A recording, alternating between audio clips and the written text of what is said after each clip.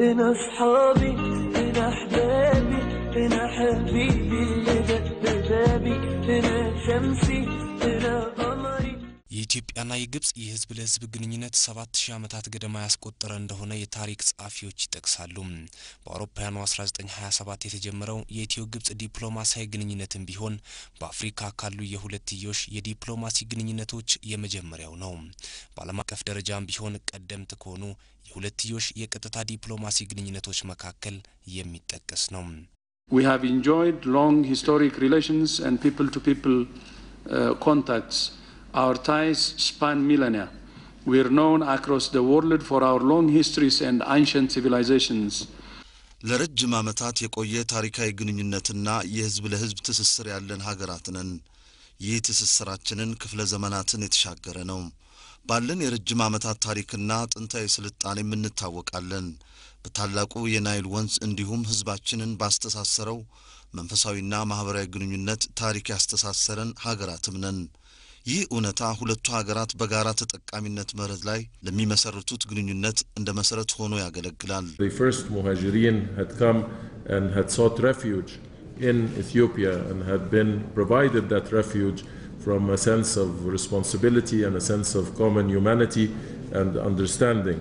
በትውልድ ሀገራቸው የነበረባቸውን ተጽዕኖ በመሸሽ ለመሰደድ የተገደዱት የመጀመሪያዎቹ የእስልምና እምነት ተከታዮች ከለላና ድጋፍ ያገኙት በኢትዮጵያ ነው። ኢትዮጵያ ያንን ያደረገችው በሰብአዊነት ምክንያት በተፈጠረው የኃላፊነት ስሜት ነው። ይህ የግንኙነት ታሪክ ሁሌም የሚደነቅና በሁለታችን ግንኙነት ውስጥ ዘላለም ሲታወስ የሚኖር ነው። ኢትዮጵያና ግብጽ በህዝብ ለህዝብ ግንኙነትም ይሁን በዲፕሎማሲ ግንኙነታቸው ቀደምት ከመሆናቸው አንፃር ጋር ሲወዳደር ሀገራቱ በሁሉም የኢኮኖሚ መስኮች አሁን ያላቸው ግንኙነት አነስተኛ ነው ማለት ይቻላል። የኢትዮጵያና ግብጽን ሁሉን አቀፍ የትብብር መስኮች መለየትና ማጠናከር ዓላማ ያደረገው የሁለቱ ሀገራት የጋራ የሚኒስትሮች ኮሚሽን በአውሮፓውያኑ 1987 ነበር የተመሰረተው።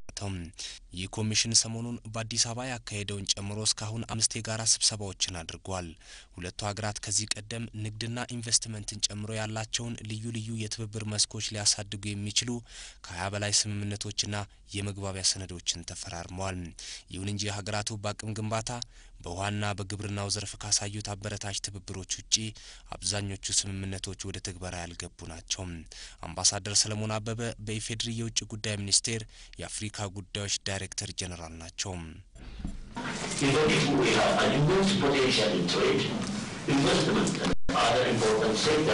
ምንም እንኳን ንግድና ኢንቨስትመንትን ጨምሮ ሁለቱን ሀገራት ተጠቃሚ ሊያደርግ የሚችሉ በርካታ የትብብር ዘርፎች ቢኖሩም እስካሁን ያለው አፈጻጸም አበረታች አይደለም።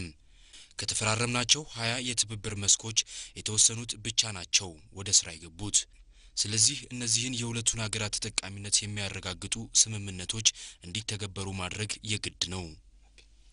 በግብጽ የውጭ ጉዳይ ሚኒስቴር የአፍሪካ ጉዳይ ተጠሪ ሆኑት ሰብሪ መግዲ ሰብሪ እንደሚሉት ባለፈው ዓመት ሰኔ የፌድሪ ጠቅላይ ሚኒስትር ኃይለ ማርያም ደሳለኝና የግብጹ ፕሬዝዳንት አብዱል ፈታህ አልሲሲ በማላቡ ተገናኝተው የኢትዮ ግብጽን ወዳጅነት ይበልጥ ለማሳደግ በሚቻልበት ጉዳይ ላይ ያደረጉት ምክክር ለሁለቱ ሀገራት ትብብር አዲስ መሰረት የጣለ ነው። The relation between our two great nations have been given a new momentum since the historic meeting held between Ethiopian Prime Minister His Excellency Haile Mariam Desalegn ጠቅላይ ሚኒስትር ኃይለ ማርያም ደሳለኝና ፕሬዝዳንት አብዱል ፈታህ አልሲሲ ከአፍሪካ ህብረት ስብሰባ ጎን ለጎን በማላቡ ያካሄዱት ውይይት ታሪካዊ ለሆነው የኢትዮ ግብጽ ግንኙነት አዲስ መሰረት የጣለ ነበር። ሁለቱ መሪዎች ሀገራቱ በሁሉም የትብብር መስኮች በጋራ መስራት እንዳለባቸው ነው የተስማሙት። የኢትዮ ግብጽ 5ኛው የጋራ የሚኒስትሮች ኮሚሽን ስብሰባ የሁለቱ ሀገራት ሁሉን አቀፍ የትብብር መስኮች ያሉበትን ደረጃ የገመገመና አዳዲስ የትብብር መስኮችንም የለየ ነበር። ኮሚሽኑ ለ3 ቀናት በአዲስ አበባ ያካሄደውን ስብሰባ ሲያጠናቅቅም ሁለቱ ሀገራት 5 አዳዲስ የትብብር ስምምነቶችን ተፈራርመዋል።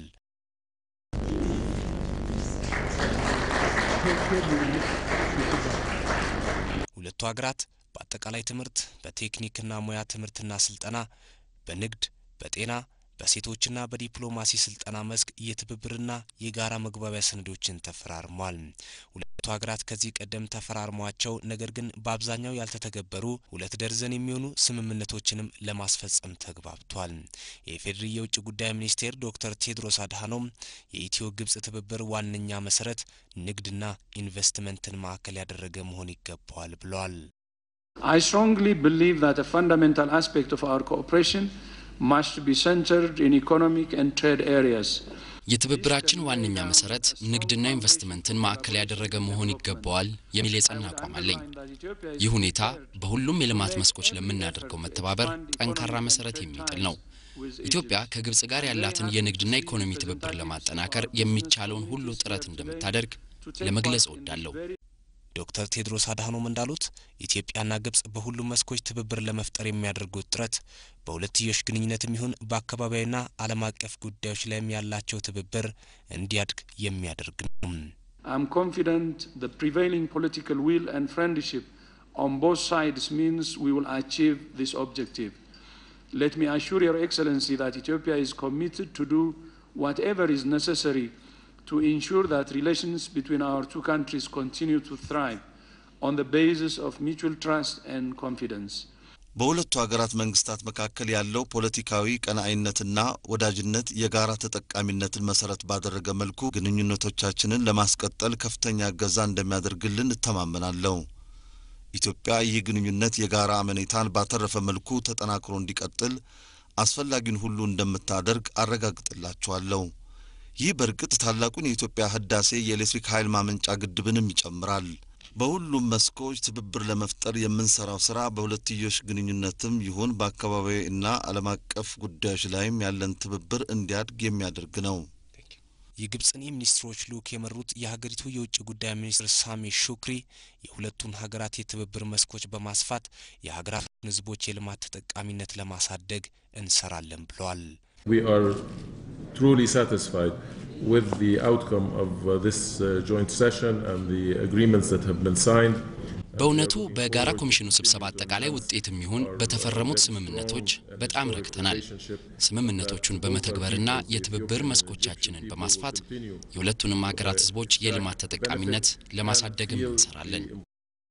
የግብጽ የንግድና ኢንዱስትሪ ሚኒስትር ሙርኒ ፋክሪ አብዱልኑር እንደሚሉት የኢትዮጵያና ግብጽ ዓመታዊ የንግድ ልውውጥ ከ250 ሚሊዮን ዶላር ዘሎ ያውቅም። ሚኒስትሩ ፋክሪ አብዱልኑር የንግድና ኢንቨስትመንት ትብብሮችን በማስፈጸም ግን የንግድ ልውውጥም በጥቂት ዓመታት ውስጥ 500 ሚሊዮን ዶላር ማድረስ ይቻላል ነው የሚሉት። Ethiopia is an exporter of coffee, of meat. ኢትዮጵያ ቡናና ስጋን ጨምሮ የተለያዩ የግብርና ውጤቶችን ለውጭ ገበያ ታቀርባለች። እነዚህን ምርቶች ግብጽ በሰፊው ነው ከተለያዩ ሀገራት የምታስገባው። በሌላ በኩል ኢትዮጵያ ከውጭ የምታስገባቸው የመድኃኒት አይነቶች፣ የግብርና ማዳበሪያዎችና የኢንጂነሪንግ ውጤቶች በግብጽ በሰፊው ይመረታሉ። ስለዚህ ሀገራቱ ተቀራርበው ከሰሩ የንግድ ልውውጣቸው ሁለቱንም ተጠቃሚ ባደረገ መልኩ ማደግ ይችላል።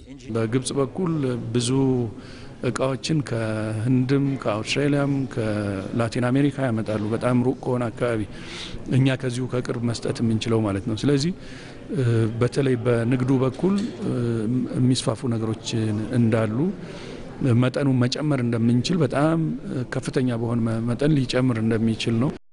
በአሁኑ ወቅት ከ60 በላይ የሚሆኑ የግብጽ ኩባንያዎች በተለያዩ የኢንቨስትመንት ዘርፎች ላይ በኢትዮጵያ ተሰማርተዋል። ከዚህ ውስጥ 20 የሚሆኑት በአሁኑ ወቅት ወደ ማምረት ደረጃ የተሸጋገሩ ናቸው። የግብጹ የንግድና ኢንዱስትሪ ሚኒስትር ፋክሪ አብዱልኑር ይህንን የኢንቨስትመንት ልውውጥ በአጭር ዓመታት ውስጥ ወደ ላቀ ደረጃ ለማሸጋገር እንደሚሰራ ተናግረዋል። የኢትዮጵያ መንግስት ለግብጻውያን ኢንቨስተሮች የኢንዱስትሪ ዞን እንዲያዘጋጅም ጥያቄ አቅርበናል ብለዋል። There's a great interest from Egyptian investors to come and invest in Ethiopia, and this is why we've addressed the Ethiopian government a request to be allocated an industrial zone for Egyptian investments. ግብጻውያን ባለሀብቶች በኢትዮጵያ መዋዕለ ንዋያቸውን ለማፍሰስ ከፍተኛ ፍላጎት ነው ያላቸው።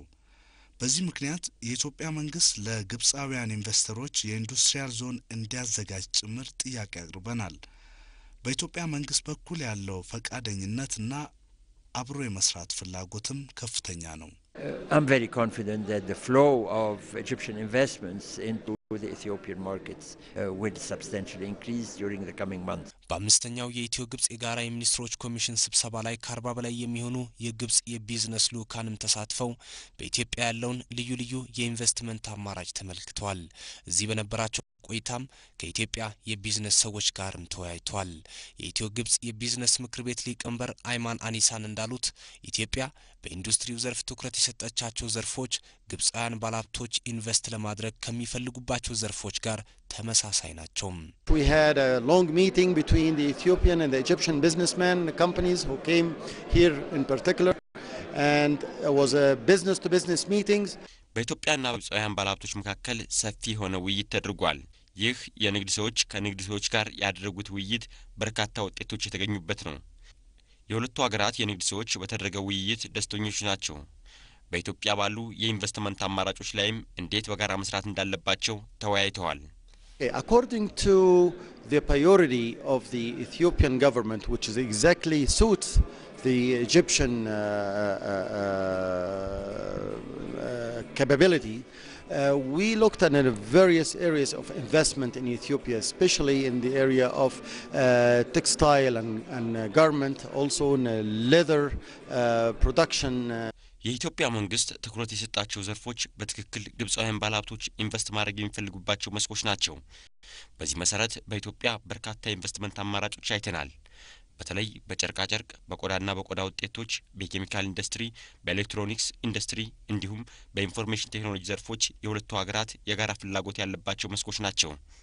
Is a lot of potentials, and it's not only by our choice, but also is a priority of the Ethiopian market, and this is definitely 100% suits the capability of the Egyptian market to invest in Ethiopia.